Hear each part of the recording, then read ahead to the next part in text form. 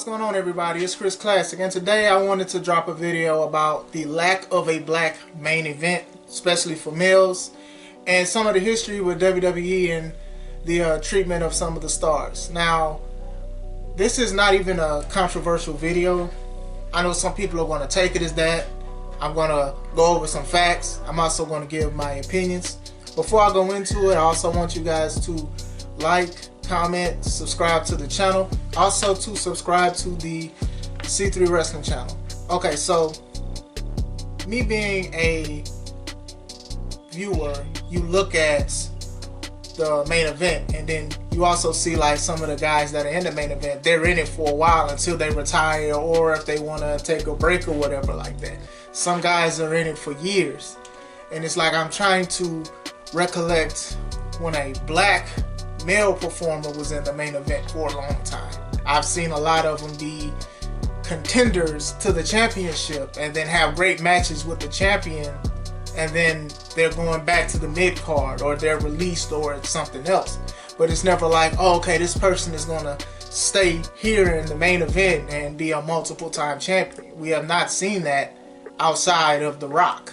And I'm gonna say it now, The Rock is black, half Samoan and stuff like that, and I feel what a lot of black wrestlers say when they say they don't consider him black because of his Samoan heritage, and that's not his choice, you know. I think the issue with that is that we peep things and we seen how he carried himself and how he got popular with the fade, with the shirts and stuff like that, looking like an athlete. And then you fast forward and he is proud of his heritage. I think he's personally proud of being both. I think a lot of us put a burden on him to carry that he didn't want, or maybe he didn't feel like he had to explain because he obviously is black and Samoan. Moving on from that, it's not really been like a black male wrestler that's just been in the main event for a long time and just anything, you know. So these are the reasons why we like when black wrestlers go for the WWE title and challenge for it. And a lot of people would say, what about the World Heavyweight Champion? Let's just get this discussion out the way. The World Heavyweight Championship is a very prestigious title, as it's one of my favorite looking titles, but it's always and will always be the number 2 title to have in WWE. It was secondary. The WWE title, the WWE World title, is the number 1 title. That's the most prestigious. That's the face of the company, regardless of what you want to say. It don't matter that John Cena and Randy Orton won it, Batista won it, and stuff like that. Don't get me wrong. I was happy. I was happy when Booker T won it. I was happy when Mark Henry won it. I was very happy with those guys winning it. But we all knew that it was not the main title. It was an important title, but it was not the main title.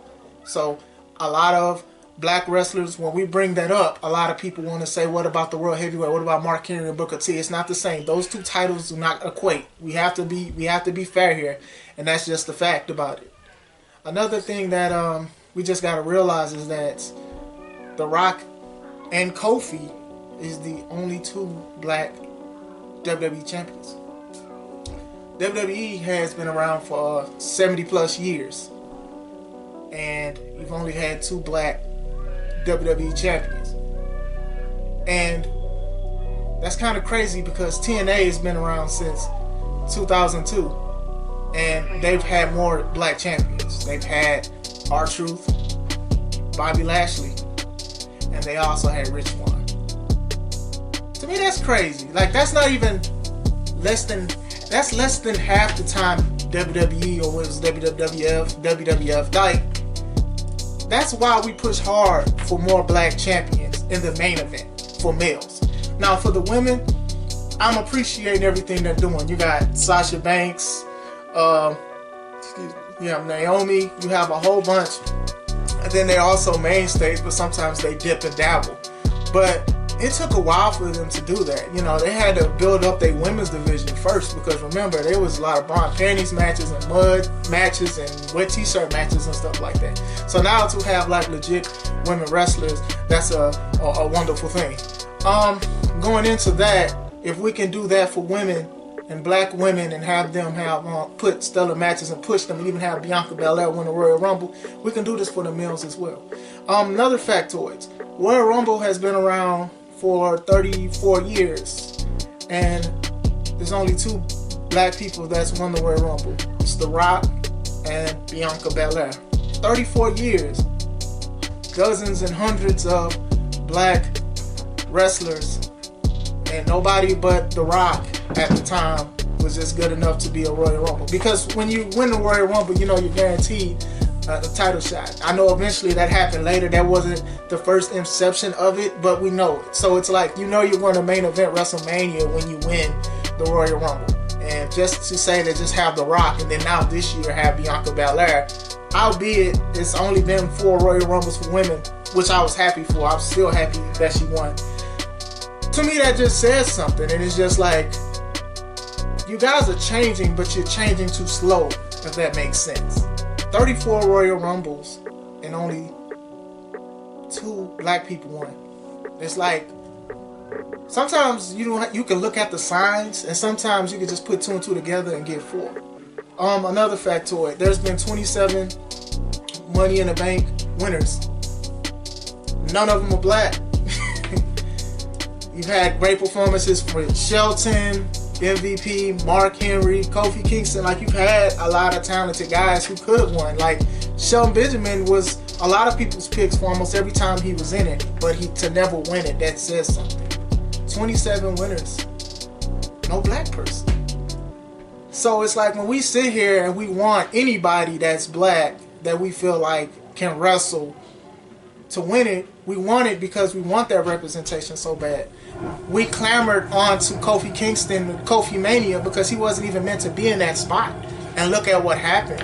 When I watched that with my friends, I was emotional because my friends are Hispanic and they knew what it was like, because when they saw Eddie Guerrero win at No Way Out against Brock Lesnar, they knew what it was like.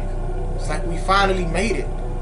And when Kofi finally did it, the best way I can describe it is Xavier Woods' expression when he was carrying them and with the titles and stuff like that. You know, we don't like how he lost, but we were grateful that he had a chance to be a champion. You've had other people, in my opinion, that were undeserving of even having a championship run win multiple times, and Kofi's always been that guy. I'm sorry, he has been.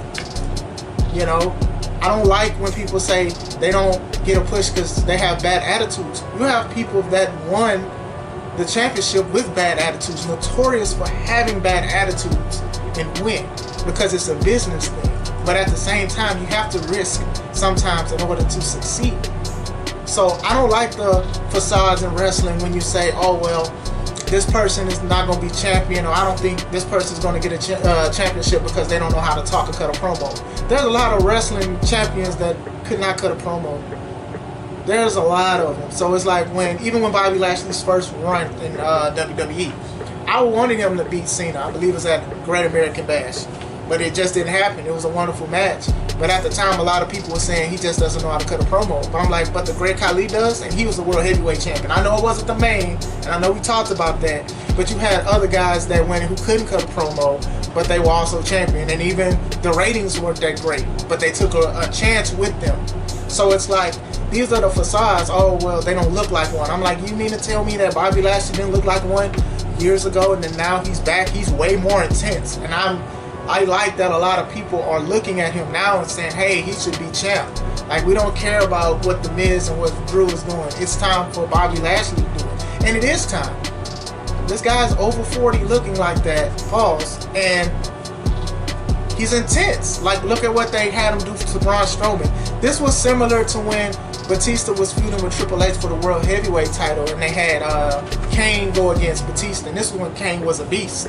And Triple H was sitting at ringside commentary, and basically Batista won, and how Triple H was shocked. The Miz had the same face. Look it up. It's the same thing.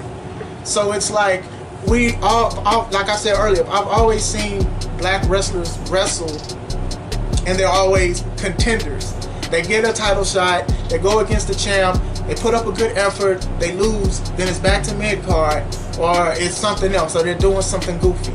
I do think that it is time to change. I mean, you guys are slowly changing with the women, and I commend it. I would love to see Sasha Banks versus Bianca Belair, but I would also like to see more black mainstays in WWE. This is why we want Bobby Lashley to win. This is why. Kofi Kingston won 2 years ago. Why not have another black champion after 2 years? Why not have a mainstay? It's just like, why not? As a viewer, as a wrestler, as a promoter, representation is very important. So when you have guys that can actually carry the company, that people actually like and accept, let's just accept it. We just need more black champions, and we need more black main event stays. Once again, this is Chris Classic. Let's take it home.